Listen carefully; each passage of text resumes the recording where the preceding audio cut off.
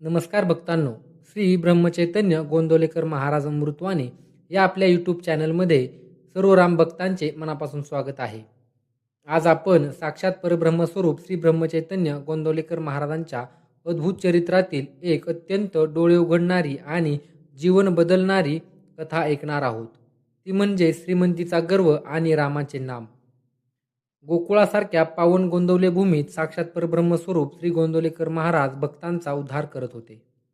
रोज हजारो लोक महाराजांच्या दर्शनाला यायचे. कोणी दुःखी, कोणी आजारी, कोणी गरिबीने त्रस्त, तर कोणी ज्ञानाच्या शोधात. महाराज प्रत्येकाला अतिशय प्रेमाने जवळ करायचे आणि सर्वांना एकच अमूल्य उपदेश द्यायचे. बाबांनो, जिभेवर रामनाम ठेवा. रामराया सर्व काळजी वाहण्यास समर्थ आहे. एक दिवस गोंदवले दरबारात एक प्रचंड श्रीमंती व्यापारी आला. त्याच्याकडे अथांग संपत्ती होती. मोठमोठे वाडे होते, सोन्या नाण्याची कोठारे होती. पण एवढे सर्व असूनही त्याच्या मनात तिळभरही शांतता नव्हती. रात्रंदिवस त्याला भीती वाटायची. माझा पैसा कोणी चोरला तर, व्यवसायात काही तोटा झाला तर, या चिंतेने त्याला रात्री शांत झोपही येत नसे. त्या व्यापाऱ्याने लोकांकडून ऐकले होते की गोंदवलेकर महाराज चमत्कार करतात आणि लोकांची दुःखे दूर करतात.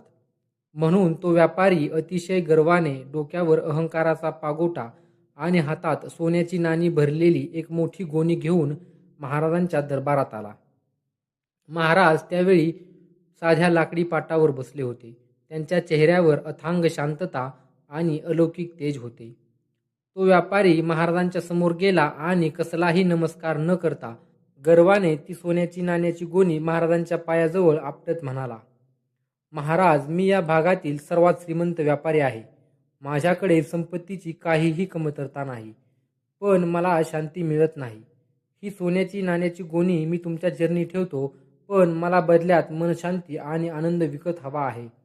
बोला महाराज, किती पैसे लागतील? व्यापाऱ्याचे ते अहंकारयुक्त शब्द ऐकून दरबारातील सर्व भक्त अवाक झाले.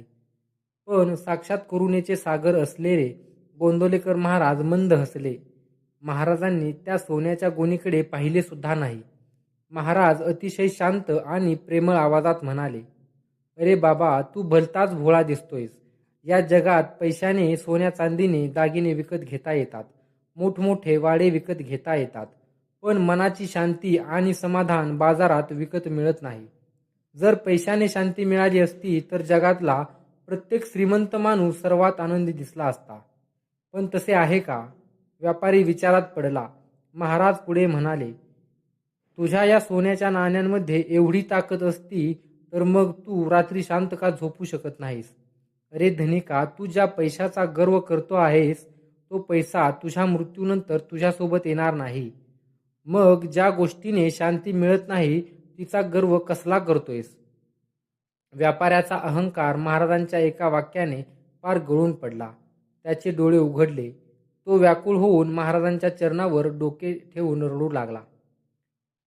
व्यापारी म्हणाला, महाराज, माझे चुकले. संपत्तीच्या गर्वात मी आंधळा झाला होतो. मला खरोखरच मनशांती हवी आहे. मी काय करू? माझे हे दुःख कसे दूर होईल? महाराजांनी प्रेमाने त्याच्या पाठीवर हात ठेवला आणि त्याला उठवून समोर बसवले.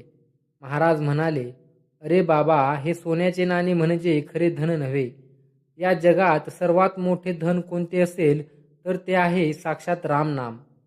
जेव्हा तू तुझा अहंकार रामाच्या चरणी अर्पण करशील आणि अखंड जिभेवर श्रीराम जय राम जय जय रामचा जप करशील, तेव्हा तुझ्या मनातील सर्व भीती आणि चिंता जुळून खाक होतील. महाराजांनी व्यापाऱ्याला ती सोन्याची गोणी गरिबांना आणि गरजूंना वाटून देण्यास सांगितली आणि त्याच्या हातात तुळशीची माळ देऊन रामनामाचा अनुग्रह दिला. भक्तांनो, त्या दिवसापासून तो व्यापारी बदलून गेला. त्याने आपला अहंकार सोडला, संसारात राहून कष्टाने व्यापार केला आणि नित्य प्रेमाने रामनाम जपू लागला.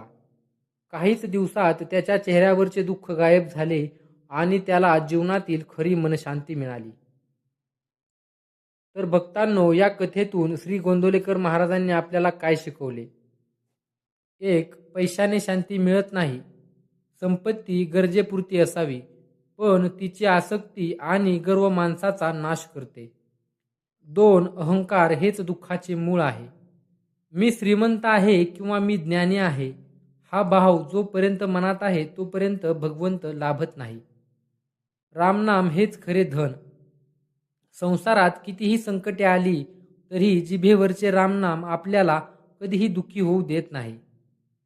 तर भक्तांनो, श्री गोंदवलेकर महाराजांची ही अलौकिक आणि डोळे उघडणारी कथा तुम्हाला कशी वाटली? तुम्हाला या कथेतून काय शिकायला मिळाले हे कमेंटमध्ये श्रीराम समर्थ लिहून नक्की सांगा. व्हिडिओ आवडला असेल तर या व्हिडिओला एक लाईक नक्की करा आणि हा व्हिडिओ आपल्या मित्रपरिवाराला शेअर करा. आणि अशाच सुंदर कथा नित्य ऐकण्यासाठी श्री ब्रह्मचैतन्य गोंदवलेकर महाराज अमृतवाणी या चॅनलला सबस्क्राईब करायला विसरू नका. बोला श्री ब्रह्मचैतन्य गोंदवलेकर महाराज की जय.